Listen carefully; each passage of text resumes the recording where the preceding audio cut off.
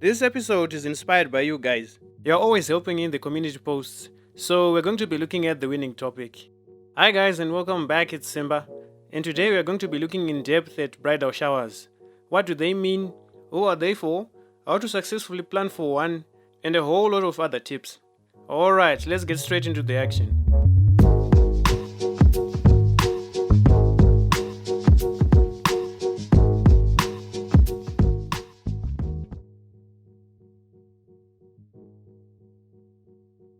A bridal shower is a daytime, women-only event in celebration of the bride's upcoming marriage. Traditionally, it is an opportunity for guests to give her gifts to help her set up her new home.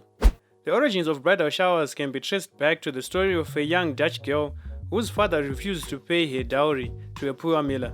The villagers came together to shower the couple with gifts and goods necessary to set up a new household.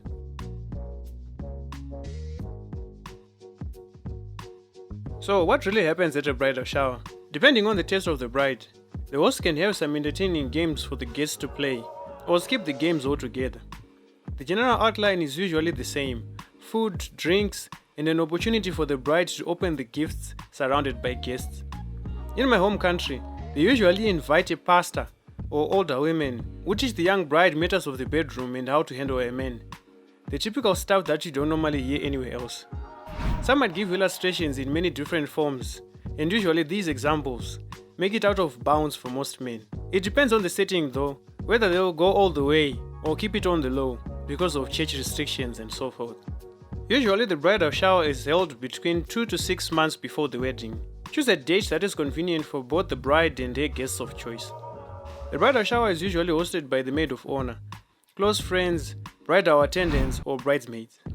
No matter who's hosting, be sure to communicate clearly and make sure you aren't planning two separate showers. Traditionally, the mother-in-law, or any relatives for that matter, should steer clear from hosting it, as it can appear they are directly asking for gifts. However, today it has become much more common and perfectly acceptable for anyone who wants to host. If family members aren't available to help plan, the bridesmaids should step in to help take care of some of the arrangements.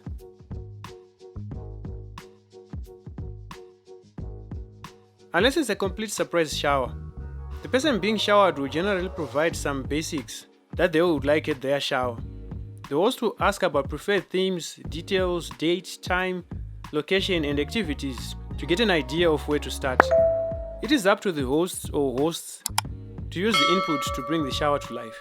If you are invited to attend a bridal shower, it is customary to bring a gift to help the bride prepare for wedded life. Once you have the perfect gift, you are probably going to get a card to go with it. A bridal shower guest list will mostly be the bride's closest friends and family. If the groom's mom is helping with organizing, she may ask to invite the groom's sisters and aunties. So, you can count on including the groom's close family too.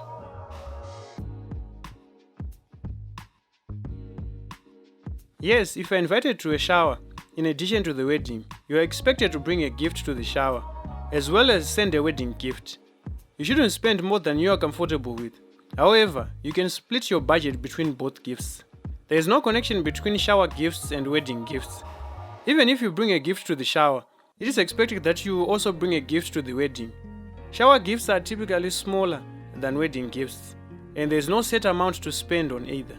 If you're planning on having games, it's nice to open gifts after the icebreakers. Otherwise, she can open them before or after the food is served. While purchasing a gift, make sure it's something she will actually use. Don't be afraid to pick out something on your own that you feel suits the couple. Traditionally, items for the home are considered as appropriate gifts, not only gifts for women.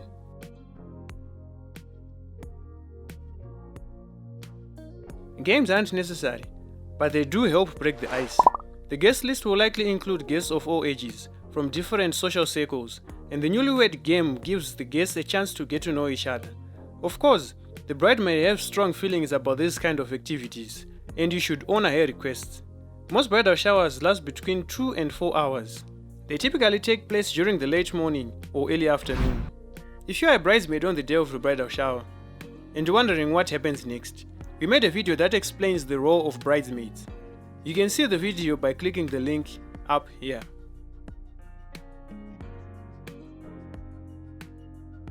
The first step of bridal shower planning is deciding on a budget. The host traditionally pays for the shower, and while your instinct may be to go all out and spoil the bride, we suggest choosing an amount of money that you can easily afford without breaking the bank. I recommend starting to plan the bridal shower at least 6 months before the big day, and no less than 4 months out. After you have settled on the when, the next step when planning a bridal shower is the who. Ask the bride for a list of must-have invite people, as well as warm addresses for each guest. The final guest count should be between 30 and 50 people. Once you have finalized the date and have an appropriate guest count, you should then decide where you want the party to take place. If you have enough space to host the bridal shower at your house, that's the most traditional option.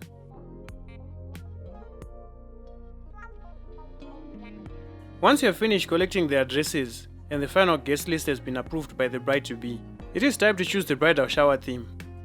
While having a theme isn't an essential part of the bridal shower planning, it can be a perfect way to add some personality to the party with invitations, food options, and decor.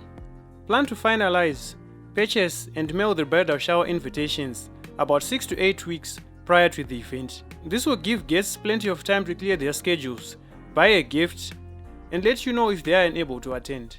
After you have sent out the invitations and the RSVPs start rolling in, you can begin working on the menu for the party. Stick to foods that you know the bride will like, and choose foods that are easily served.